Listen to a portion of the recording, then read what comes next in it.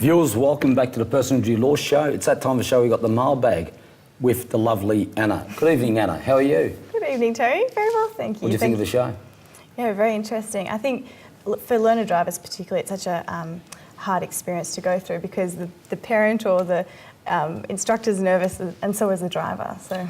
It also highlights, Don, that as a supervising driver, you've got to be pretty careful because that last case of Thornton's a problem, isn't it? Well, that is. And look, it should, hopefully this encourages the supervising drivers to take that responsibility and just also has to be very careful and supervise the driver. Don't let them do what they want. Actually sit there and supervise. We almost need eyes in the back of your head these days. The other day, when I was driving, the guy's overtaken me on the wrong side of the road and I was doing a right-hand turn, so I don't know how we didn't hit, but just shows you the roads are pretty dangerous and there's a lot of idiots and carelessness and idiocy is just unbelievable. It's rampant. Very careful out there. I think TAC would be really squirming at the way people are conducting themselves on the road these days. Yeah, and that's why they put so many ads on TV, Tony, Yep. just to warn drivers and just take care out there. Anna, the questions. Beautiful. Let's start. Dear PI Show, I work on farms doing fencing contracting. Recently, I was driving out across some paddocks to get to the site that needed fencing. I was riding a registered motorcycle at the time. The farm owner told me that there were no fences between the house and where I had to go, so I rode quite quickly directly there. As it turns out, there was a single wire left behind on one of the fences, and I hit it and came off my bike and injured my knee. It looks like I might be needing a full knee reconstruction now. Should I be contacting TAC, work cover, or is it the farmer I need to get in contact with? And that's from Jeff in Warragul. Tony, there's a lot of issues here. Telling me there's a lot of issues. Start with that one. Is he a worker?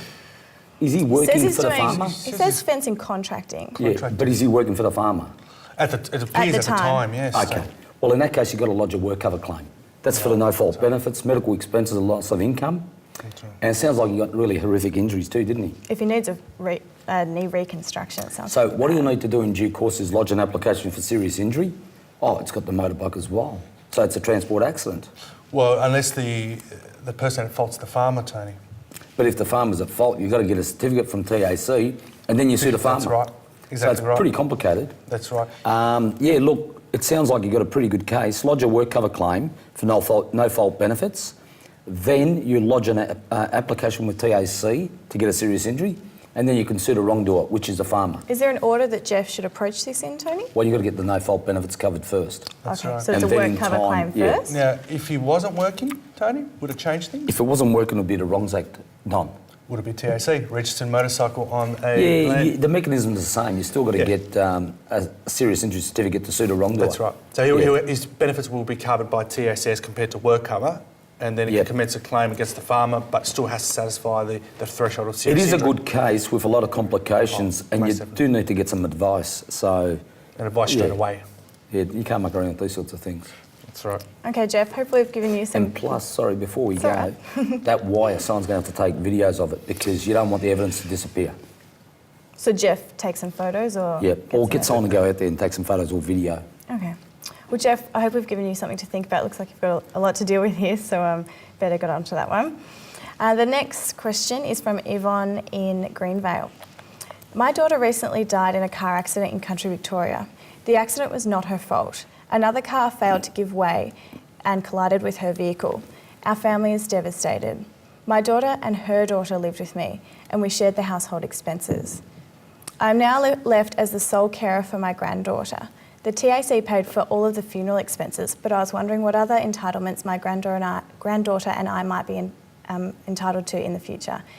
Yvonne, I'm very sorry for your loss. Don, can you add some information here? Very sorry for the loss, Yvonne. Now, under the TAC, you have entitlements to, as you pointed out, funeral expenses, also some counselling, but also the child has entitlements to a lump sum and also some ongoing impairment, or ongoing weekly benefits, as long as they're a student or if they're under 16, but potentially those payments could go until 24 when they've stopped being a full-time student. So there's a lot of benefits you're entitled to the receive. legislation says 25, Don. 25? 24, 25, yeah. Don, Yvonne doesn't say how young her granddaughter is, but if she's very young, can Yvonne lodge the claim on her behalf? If they've sustained their own, well, for the death benefits, she can lodge in her own right.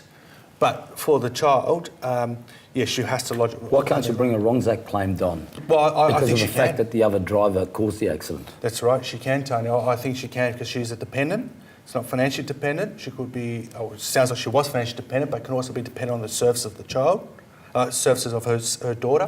Don't But you have a also multitude of claims here? Don't you Oh, also look, you have it's- nervous shock claims, That's right. and you've also got the claim for wrongful death. Yeah. Would you yeah. like to explain to Yvonne what nervous shock is, Tony? Well, obviously, there's going to be the trauma associated with the death of a close loved one, and it's beyond grief. You can't get, you cannot be compensated for grief. But if you've got post-traumatic stress, anxiety, depression that flows from the death of a loved one, then you can sue for that. Yeah, so it has to be a psychological or psychiatric condition, so it's beyond grief or sorrow. And that's a claim, Tony, for their own personal injuries. Yes. So it's a separate claim to what we've discussed there. And I the mean, there's psychiatric lots manuals. of entitlements that they have. Psychiatric manuals And- is sick, Don. I'm Yeah. sure we'd fit it in somewhere. That's right. And it's look for this segment. So obviously, this will be another episode in itself, talking about death benefits and Wrongs Act and all those. Yeah, you need a lawyer here. Okay. Definitely. So seek some legal advice straight away. Yvonne, again, we're sorry for your loss, but hopefully we've given you some beneficial information today. The next question is from Jen in Moorabbin. Dear PI Show, I work in sales, driving across the state selling hair products to various salons and boutiques. Recently, I delivered some products to a hairdresser's premises and I slipped on some spilled product on the floor and hurt my neck in the fall. I thought it was a bit of a strain, but I did see my doctor regardless. That was nearly 6 months ago. Now I'm suffering severe pain and restriction of movement in my neck. I'm requiring a lot of treatment and worried about how much longer I can continue working. What should I do? I haven't left it too long, have I? Tony, what advice can you give to Jen here? This is a Wrongs Act claim, public liability against the occupier. So what you'd want to do is go and see a lawyer. They can send a letter on your behalf. You've got 3 years to sue. And if you've got more than 5% whole body impairment, you can sue for pain and suffering. If you don't, you can sue for your medical and associated expenses and loss of income. So it's not too late. But if she was working, Tony, she can lodge a work cover claim. Yeah, primary it was claim it for during expenses. work? She works in sales, driving So between. you assume it was during the course During, of employment. was it during work, was it? Yeah, but if Okay. she wasn't, Agreed, if so. she wasn't, then she'll have that public Yeah. liability claim. But if she's working, which it's not clear on the facts, but it appears that if she's working, work cover. So Jen benefits. could approach work cover Got to get then. advice here because there's so many issues to that clear flow it. from that. Benefit. Anna, can you tell the viewers how to send the questions through? And Yes, viewers, please keep your questions coming. You can contact us via Facebook, Twitter, or our website, which is www.thepishow.com. And you can also catch up on our previous episodes there. I want to thank Don, Anna, Thanks and for viewers for watching. But viewers, I want to leave you on this note. If you're going to get on the road, don't forget you're not the only person on the road. Don't be an idiot. Don't be careless. I nearly got wiped out the other day. So please take a bit of care and concern yourself not only with yourself but with other road users. So stay tuned for future episodes and stay safe. Thank you.